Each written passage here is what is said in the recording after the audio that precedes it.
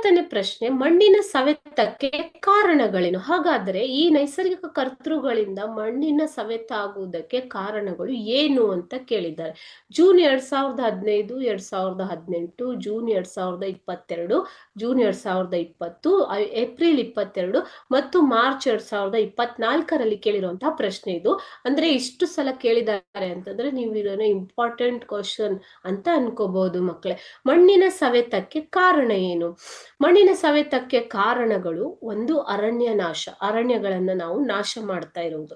So ಅರಣ್ಯಗಳು ಮಣ್ಣನ್ನ ಹಿಡಿದಿಟ್ಟುಕೊಳ್ಳೋ ಸಾಮರ್ಥ್ಯವನ್ನ ಹೊಂದಿರತ್ತೆ, ಮರಗಿಡಗಳು. Okay, so ಅಂತ ಅರಣ್ಯಗಳನ್ನ ನಾಶ ಮಾಡುವುದರಿಂದ ಮಣ್ಣಿನ ಮೇಲ್ಮೈ ಸುಲಭವಾಗಿ ಕೊಚ್ಚಿಕೊಂಡು ಹೋಗುವುದಕ್ಕೆ ಸಹಾಯಕವಾಗತ್ತೆ. ಅತಿಯಾಗಿ ಮೇಯಿಸುವುದು, ದನ ಕರುಗಳು ಅಥವಾ ಇತರ ಸಾಕು ಪ್ರಾಣಿಗಳನ್ನ ಅತಿಯಾಗಿ ಮೇಯಿಸುವುದರಿಂದ ಸಸ್ಯ ಕುರುಚಲು ಗಿಡಗಳು ನಾಶವಾಗಿ ಅದು ಮಣ್ಣಿನ ಸವೆತಕ್ಕೆ ಕಾರಣ ಆಗ್ತಾ ಇದೆ. ಮೂರನೇದು, ವರ್ಗಾವಣೆ ಬೇಸಾಯ ಪದ್ಧತಿ. ಕಾಡುಗಳನ್ನ ಕಡಿದು ಬೇಸಾಯ ಮಾಡುವುದು, ಇದನ್ನ ವರ್ಗಾವಣೆ ಬೇಸಾಯ ಅಂತ ಕರಿತೀವಿ.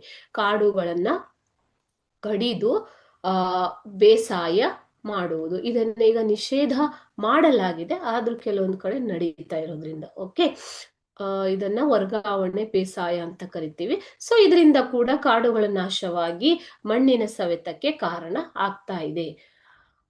ನೆಕ್ಸ್ಟ್ 4ನೇದಾಗಿ, ಅವೈಜ್ಞಾನಿಕ ಬೇಸಾಯ ಪದ್ಧತಿ. ಸರಿಯಾದ ಪದ್ಧತಿಯಿಂದ ಬೇಸಾಯ ಮಾಡದೇ ಇರುವುದರಿಂದ ಇದು ಮಣ್ಣಿನ ಸವೆತಕ್ಕೆ ಕಾರಣ ಆಗತ್ತೆ.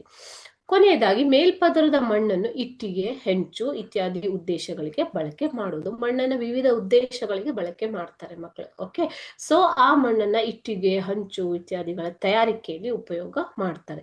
ಸೊ ಮೇಲ್ಮೈಯನ್ನ ಅತ್ಯಧಿಕವಾಗಿ ಮಣ್ಣಿನ ಇಟ್ಟಿಗೆ, ಹೆಂಚುಗಳ ತಯಾರಿಕೆಯಲ್ಲಿ ಬಳಸುವುದರಿಂದ ಅದರ ಮೇಲ್ಭಾಗವು ನಾಶವಾಗಿ ಕೊಚ್ಚಿಕೊಂಡು ಹೋಗೋದಿಕ್ಕೆ ಸುಲಭವಾಗತ್ತೆ. ಸೊ ಇವೆಲ್ಲ ಕಾರಣಗಳು ಮಣ್ಣಿನ ಸವೆತಕ್ಕೆ ಕಾರಣಗಳಾಗಿವೆ.